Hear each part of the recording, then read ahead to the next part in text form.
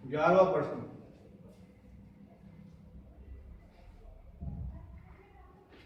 एक शंकु के आकार की बर्तन की त्रिज्या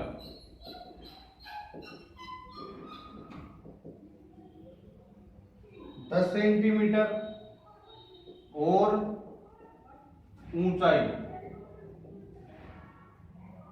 18 सेंटीमीटर है। यह पानी से पूरा भरा हुआ है। यह पानी से पूरा भरा हुआ है।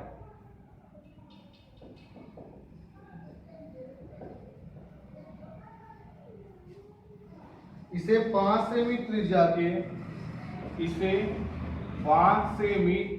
के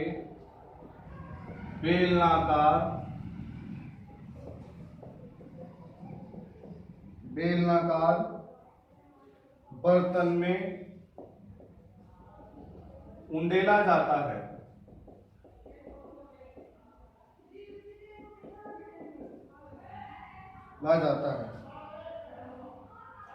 बेलनाकार बर्तन में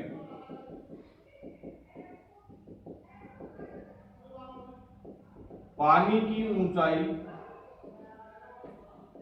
ज्ञात करो। ठीक है, देखो ध्यान से, एक शंकु के आकार के बर्तन की त्रिज्या, शंकु के अंदर हमें त्रिज्या क्या दे रखी है? 10 सेंटीमीटर। ठीक है, दो आकृतियां हैं तो स्मॉल और कैपिटल में लिखेंगे अपन। ठीक है, तो शंकु के आकार के बर्तन की त्रिज्या कितनी है? 10 सेंटीमीटर और ऊंचाई कितनी है? 18 सेंटीमीटर। ठीक है, ये पानी से पूरा भरा हुआ है। फिर हमें दिया बेलन के बारे में। बेलन की त्रिज्या कितनी है? 5 सेंटीमीटर। ठीक है, और इसकी ऊंचाई हमें निकालनी है। अब प्रश्न को दोबारा ध्यान से समझना। शंकु के आकार का एक बर्तन है, वो पानी से पूरा भरा हुआ है। शंकु के आकार का एक बर्तन है जो पानी से पूरा भरा हुआ है। ठीक है, इसे बेलनाकार बर्तन में उंडेला जाता है। अब एक बेलनाकार बर्तन है, ठीक है, उसमें इसको उंडेला जाता है पानी को। ठीक है, तो बेलनाकार बर्तन में पानी की ऊंचाई ज्ञात करो। अपन ने 16.2 में कुएं वाला प्रश्न पढ़ा था। कुएं में से मिट्टी निकाल के चबूतरा बनाया जाता है। जितनी मिट्टी कुएं में थी उतने से चबूतरा बनाया गया, तो कुएं का आयतन चबूतरे का आयतन समान था। इसी प्रकार शंकु के अंदर पानी भरा हुआ है, तो शंकु में जितना पानी था उतना ही अपन ने बेलनाकार बर्तन में उंडेला इसको। तो जितना पानी शंकु में उतना ही पानी किसमें जाएगा? बेलनाकार बर्तन में। तो मैं लिख सकता हूं प्रश्नानुसार बेलन का आयतन बराबर शंकु का आयतन। सही है। बेलन के आयतन का फॉर्मूला क्या होगा? पाई आर स्क्वायर एच, शंकु के आयतन का 1/3 pi r square h. Clear? पाई से पाई काट सकता हूं। आर का मान कितना है बेलन का? 5 × 5। एच का मान हमें निकालना है 1 इंटू बड़े आर का मान कितना है शंकु का? 10 × 10। एच का कितना है? 18 बटे में 3। सही है। एच को छोड़ दिया इधर, एक को गुणा किया, ये संख्या आएगी 10 × 10 × 18 बटे में 3। ये दोनों गुणा में इधर गए तो भाग में। सही है। 5 का भाग 10 में 2 बार, 5 का भाग 10 में 2 बार, 3 का भाग 18 में 6 बार। सही है। तो h बराबर 6 को 2 से किया 12, 12 को 2 से किया 24 सेंटीमीटर। तो बेलनाकार बर्तन में पानी 24 सेंटीमीटर ऊपर चढ़ जाएगा। क्लियर?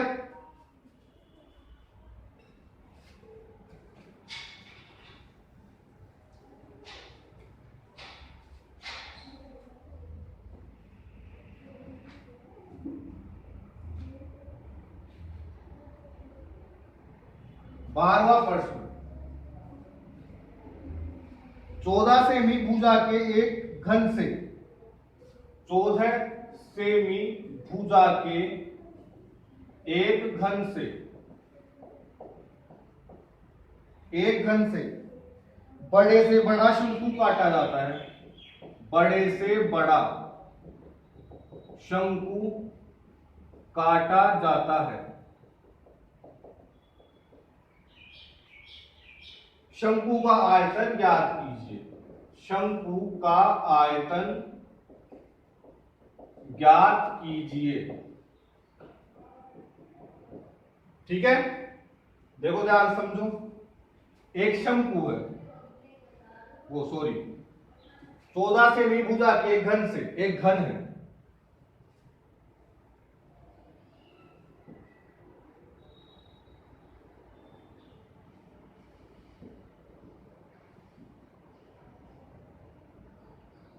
जिसकी प्रत्येक भुजा कितनी है 14 सेंटीमीटर है।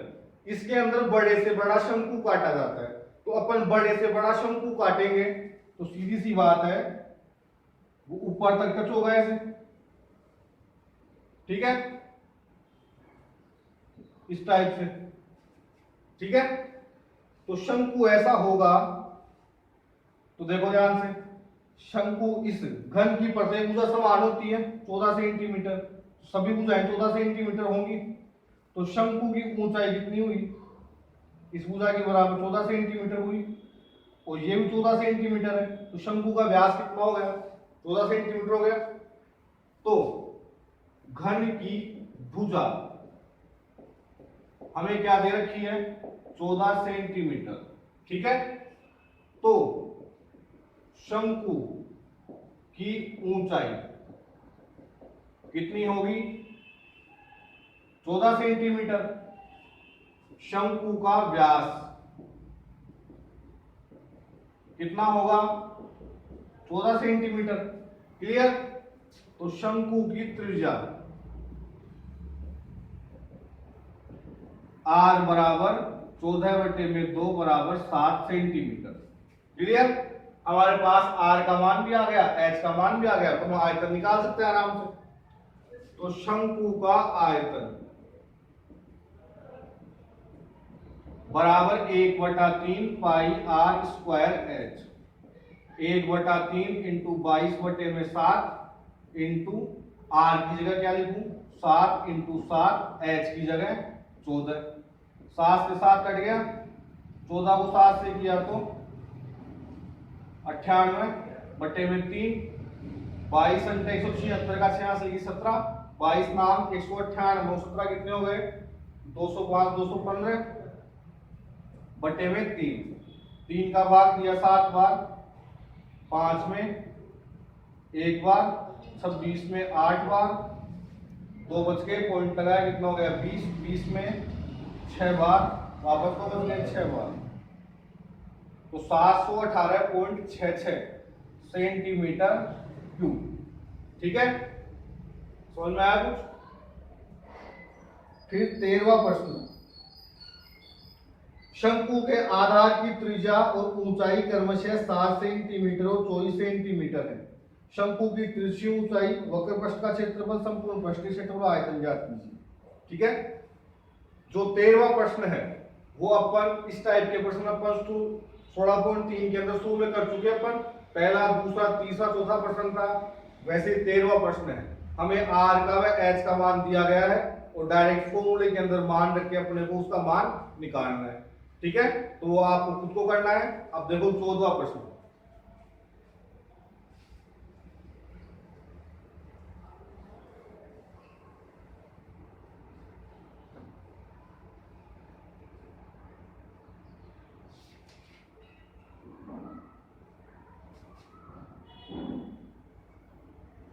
एक त्रिज्याखंड की त्रिज्या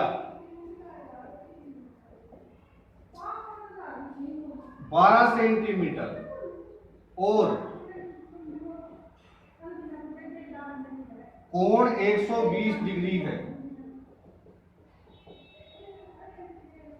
कोण 120 डिग्री है। इसकी सीधी कोरों को संपाती करके, इसकी सीधी कोरों को संपाती करके एक शंकु बनाया जाता है। एक शंकु बनाया जाता है। इस शंकु का आयतन ज्ञात करो। इंपॉर्टेंट क्वेश्चन है, ध्यान से समझना। एक त्रिज्याखंड की त्रिज्या 12 सेंटीमीटर है। एक त्रिज्याखंड है, त्रिज्याखंड, ध्यान समझना। अभी ये वर्क है तो ये त्रिज्याखंड मान लो, ये वाला है तो मैं इसको ऐसे उतार दिया, ठीक है ना। एक त्रिज्याखंड है जिसकी त्रिज्या तो कितनी है 12 सेंटीमीटर, ठीक है ना। और कोण कितना है 120 डिग्री। क्लियर। इसकी सीधी कोणों को संपाती करके, सीधी कोण कौन सी हो गई ये वाली, संपाती करके मतलब एक के ऊपर एक ढक के, मतलब लंबा था पूरा, इसको ऐसे घुमा दिया, संपाती कर दिया, ठीक है ना। संपाती करके एक शंकु बनाया जाता है। अपने पास ऐसा कोई कागज हो, अपन उसको ऐसे घुमाए ऐसे, ठीक है ना, इस प्रकार का शंकु बन जाएगा। जैसे अपन बर्थडे के ऊपर टोपी बनाते हैं, अपन टोपी बनी हुई आती है तो पहले इस प्रकार की होती है, एक प्रकार से, ठीक है ना। उसको ऐसे घुमा दिया वो टोपी बन जाती है, ठीक है। अब देखो ध्यान से, इसको संपाती किया तो ये 12 थी, ये लंबाई तो ऐसे कैसे आएगी ना 12, सही है। तो जो त्रिज्याखंड की त्रिज्या थी वो शंकु में आके क्या बन गई, शंकु की त्रिज्यक ऊंचाई बन गई। क्लियर। धीरे धीरे समझना। त्रिज्याखंड की त्रिज्या दो दो आकृति है तो कैपिटल आर माना, कितनी है 12 सेंटीमीटर, और थीटा का मान कितना दिया 120 डिग्री। क्लियर, सही है। इससे क्या बनी शंकु, शंकु की तिर्यक ऊंचाई कितनी है 12 सेंटीमीटर, ठीक है। अब हमें शंकु का आयतन ज्ञात करना है, तो शंकु के आयतन के लिए हमारे पास त्रिज्या और ऊंचाई का मान होना चाहिए। तो न तो त्रिज्या है और न ही हमारे पास ऊंचाई है। तो दोनों आकृतियों को देखो एक बार, ये त्रिज्या थी तो त्रिज्या तो क्या आ गई अपने पास में, त्रिज्यक ऊंचाई बन गई। क्लियर। ऐसी कौन सी और चीज है जो दोनों के अंदर परिवर्तित नहीं हुई, देखो ध्यान से। जो त्रिज्याखंड की परिधि थी, मतलब चाप की लंबाई थी, त्रिज्याखंड के चाप की लंबाई, ये त्रिज्याखंड है जिसको अपन चाप की लंबाई तो बोलते हैं, इसको 15% आगे पढ़ा होगा अपन ने। तो जो चाप की लंबाई थी वही घूम कैसे गोल बनी है, वर्त बनी है, सही है। तो जो चाप की लंबाई थी वही शंकु के आधार की परिधि, समझ में आ रहा है। तो ध्यान समझना, हम क्या लिख सकते हैं, शंकु के आधार की परिधि बराबर होगी किसके, त्रिज्याखंड के चाप की लंबाई, सही है। तो शंकु के आधार की परिधि कैसी होती है, वर्ग जैसी। तो फॉर्मूला क्या होगा 2 पाई आर। क्लियर। त्रिज्याखंड के चाप की लंबाई का फॉर्मूला पाई आर थीटा बटे में 180। क्लियर। पाई से पाई कट गया, ठीक है। 2 शंकु के आधार की परिधि त्रिज्या का मान हमारे पास नहीं है, ठीक है। आर का मान कितना है, त्रिज्याखंड के आर का मान कितना है 12, थीटा का मान 120 बटे में 180, 0 0 कट गया, सही है। 6 का भाग 12 में 2 बार, 18 में 3 बार, 3 का भाग 12 में 4 बार, तो 2r बराबर क्या बचा 8। ये गुणा में गया तो भाग में 8 बटे में 2, r बराबर 4 सेंटीमीटर। हमारे पास शंकु की त्रिज्या आ चुकी है। अब हमें आयतन निकालने के लिए हमें एच की और आर की आवश्यकता थी, तो आर तो आ गया, एच और बचा है अपने पास में, एच और निकालना है। तो एल, आर और एच तीनों कौन से फॉर्मूले में आते हैं? एल स्क्वायर बराबर R square plus H square. L का मान कितना है? 12, आर का मान कितना है? 4, प्लस एच का मान हमें निकालना है एच स्क्वायर। 12 का स्क्वायर 144, 4 का स्क्वायर 16, इधर आया तो माइनस का, एच स्क्वायर कितने बच गए? 128 बराबर एच स्क्वायर। दोनों तरफ क्या किया? Under root. तो 128 का अंडर रूट क्या हुआ? 128 का अंडर रूट 121 का अंडर रूट कितना होता है? 121 का अंडर रूट होता है 11। 144 का अंडर रूट होता है 12। तो इन दोनों के बीच में आएगा ना 128 का अंडर रूट। तो अंतर कितने का हुआ था? 9, 10, 19 और 4 23। दोनों में 23 का अंतर है, 23 का था 11.5। तो मतलब 132 के आसपास आ रहा है। 132 होता अभी यहाँ पे तो 11.5 आता। क्लियर? 132 से भी कम आ रहा है तो 11.3 के आसपास आएगा। 11.3 सेंटीमीटर बराबर एच। हमारे पास एच का मान भी आ गया। अब हम शंकु का आयतन निकाल सकते हैं। शंकु का आयतन बराबर 1/3 pi r square h. Clear? 1/3 into 22/7 into r का मान कितना आएगा अभी? 4 इंटू 4, एच का मान 11.3। क्लियर? देखो ध्यान से, 4 को 4 से किया, 22 को 1 से किया 22, 4 को 4 से किया 16, 16 को 3 से किया 48 का 8, 80 की 4, 16 एकम 16 और 4, 20 की 0, 80 की 2, 16 एकम 16 और 2, 18।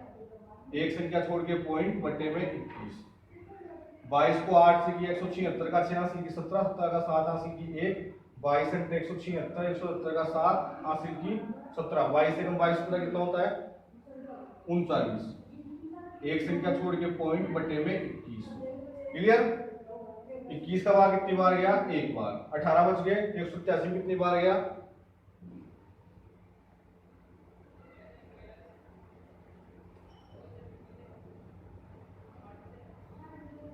21 अंक है 168।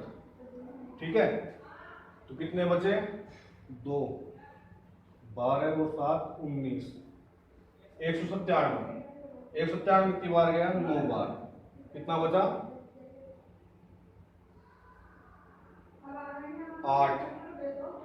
नहीं गया, पॉइंट लगाया 86 में, वही 8 बार सेंटीमीटर क्यूब। एक बार आंसर चेक कर लेना।